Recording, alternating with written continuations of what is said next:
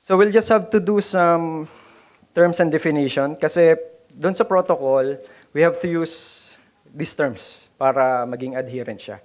So baseline period, so we already know that is before we do anything. Then the installation part. So this is the time you introduce your new device and you do the calibration, commissioning, etc. Again, it's important to check yung calibration. Mahalaga siya. And then the later on, reporting period, this would be the time na yung maintenance part. So this would be the time that you have to do yung mga periodic energy and gathering of operational data. Okay, so one of the important things na kailangan natin ma-settle right away sa MNB is to know what is the boundary or the measurement boundary of our proposal, of our solution. The savings may be for the whole facility. So, isa sa mga option I will discuss later on is includes the whole facility.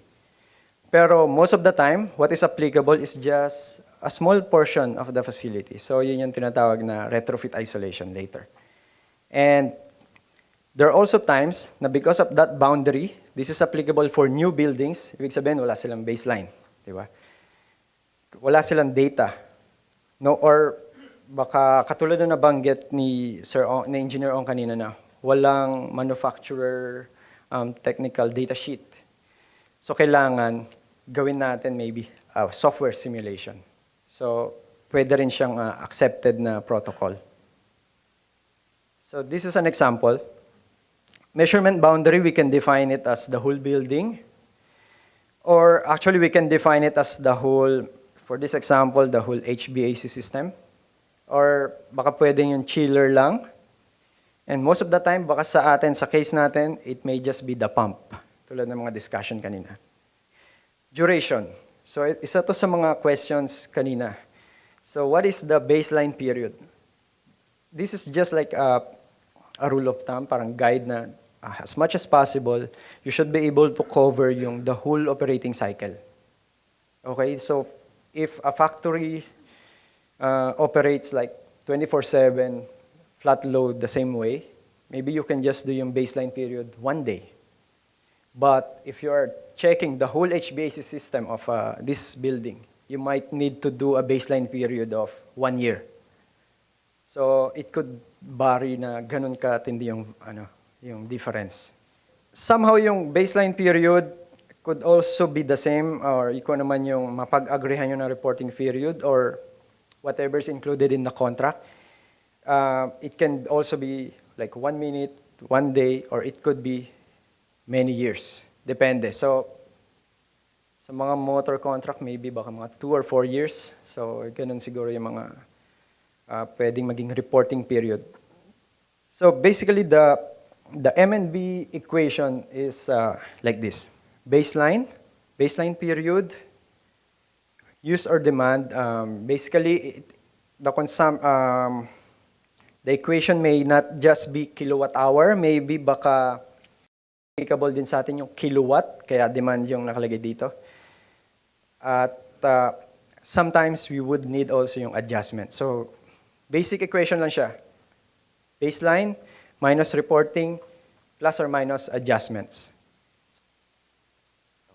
So, I will just share with you some adjustments na tinatawag natin. So, yung adjustments would be routine and non-routine.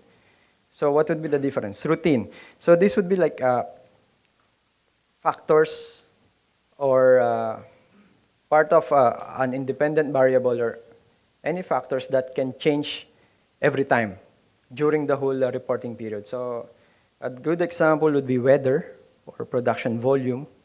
So, madalas, yung energy savings calculation is tied with the weather parameter, either temperature, usually kapag HVAC system, related siya sa temperature.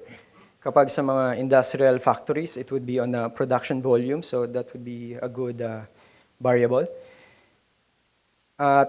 Yung techniques na pwede natin gawin, sometimes it could just be simple, walang adjustment, or pwedeng constant, or pwedeng para siyang regression or model.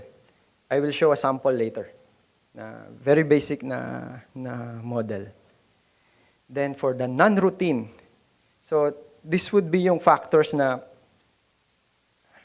even at the start, we're not expecting na magbabago. So, kumbaga, itong building na to, hindi naman natin anticipate na magbabago bigla yung load. This facility, or this room, baka bigla nilang gawing hotel. So, yung mga ganun tipong example na kailangan ma-note, kailangan natin malagay sa record na this facility, before we do yung energy conservation natin, na ganito ang sitwasyon niya. So, pag may nagbago doon, we will try to do yung calculation then. Okay?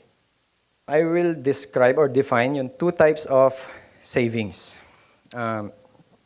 With the IPMBP, it defined yung savings as avoided energy use or a normalized savings. Avoided energy use is defined like this. Adjusted baseline energy minus reporting period plus whatever adjustments. Okay? Basically, what it means is like this. Whatever you measured sa reporting period, when it will remain untouched, kumbaga. Kung ano may ma-measure ng meters natin after the installation of efficient motors, BFD, yun na siya, hindi na natin gagalawin. Ang babaguhin natin sa calculation is yung baseline. Diba? Kasi yung baseline natin, it was done few months, few weeks ago. So kailangan yung condition ng baseline, it should reflect kung ano yung operational condition during the reporting period. So kapag ganito yung approach natin, ang tawag dun sa savings would be avoided energy use. To show it more plainly, so ang binabago natin is from the baseline, kailangan madala natin yung baseline condition sa reporting period. Okay? So, ganun lang siya in layman's term.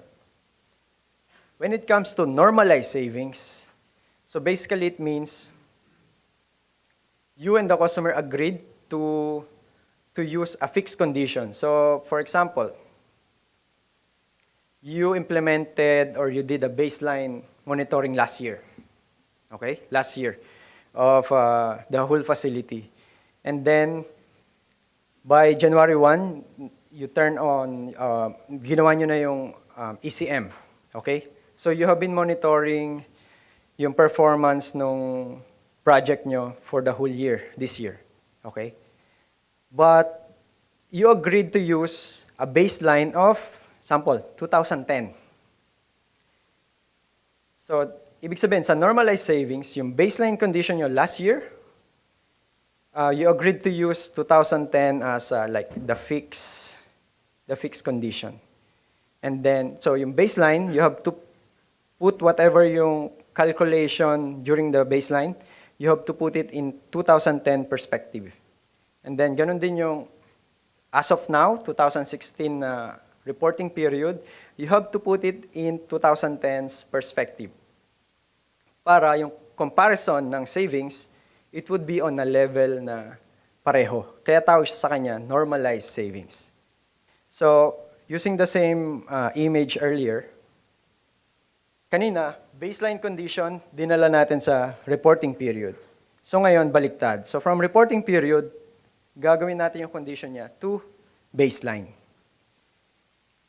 Which type of savings to use? Ito, galing din to dun sa IPMBP na protocol. So, when do you use yung avoided energy? Mainly if it is dependent upon the operating condition during the reporting period. Okay? And kailan naman normalized savings? When it is unaffected by operating conditions. Actually, most of the time, it is affected by operating conditions. So, that's why yung i-describe ko sa inyo na example would be an avoided energy use. No, so tingin ko yun yung medyo applicable sa application natin.